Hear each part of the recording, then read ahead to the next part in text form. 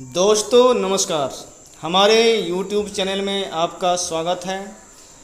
आज हम बात करेंगे कि इंटरनेट पे जो भगवान राम का जो जन्म समय का डाटा दिया गया है 5114 ईसा पूर्व, वह कितना सटीक है, इसकी चर्चा आज हम करेंगे।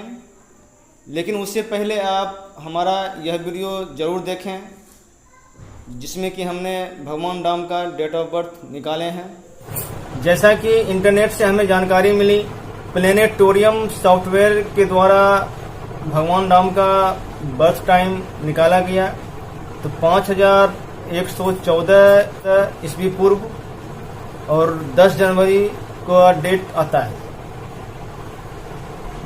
एक दूसरे शोधकर्ता है जिनका नाम है, उनके द्वारा भगवान राम का बर्थ टाइम 7323 ईसा पूर्व और 4 दिसंबर का शो कर रहा है। अब आप देखें, दोनों का जो टाइमिंग है वह दिसंबर जनवरी के आसपास है, लेकिन जहाँ तक वाल्मीकि रामायण में भगवान राम का जन्म समय की चर्चा है तो वह चैत माह में है। तो जनवरी महीने में चैत कहाँ से आया? हमारे हिंदू धर्म ग्रंथ के अनुसार चैत महीने का स्टार्ट अप्रैल से होता है। अप्रैल महीने में 14-15 तारीख को सूर्य मीन राशि से मेष राशि में ट्रांजिशन होता है। तो उस समय तो इस तरह से ये कैसे संभव है कि भगवान राम जी का जन्म दिसंबर में होगा या फिर जनवरी में होगा?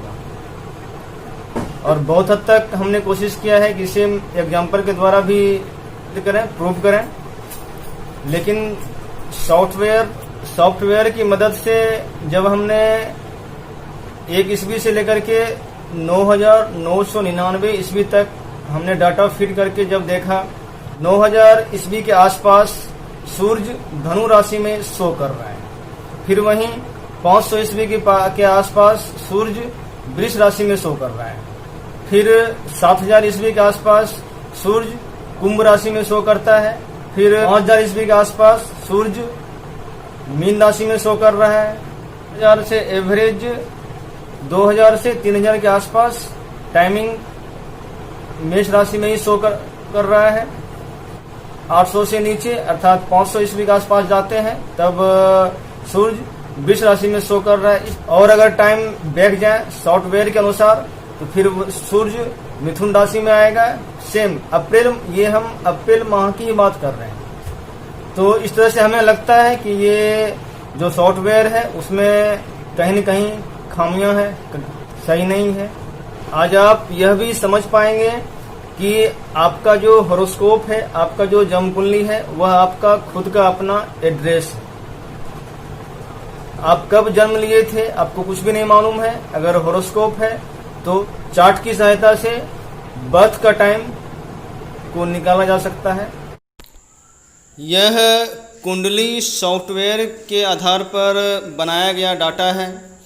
हमने 2-3 सॉफ्टवेयर का यूज किया, लगभग सब का हालत एक जैसा ही है। आप देख रहे हैं कि लगभग 2000-2100 वर्ष के अंतराल पर सूर्य का राशि परिवर्तन हो जाता है।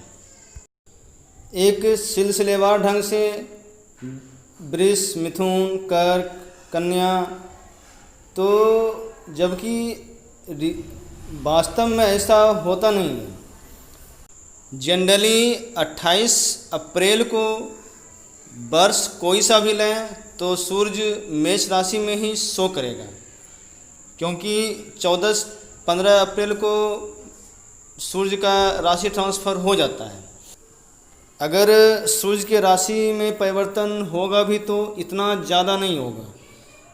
मेष से वृष हो सकता है या फिर मेष के बदले मीन राशि शो कर सकता है, लेकिन ऐसा नहीं है कि वह 28 अप्रैल को ही कभी मकर में रहेगा तो कभी कुंभ में, कभी मेष में, कभी कन्या में, कभी सिंह में, ऐसा कदापि नहीं होगा।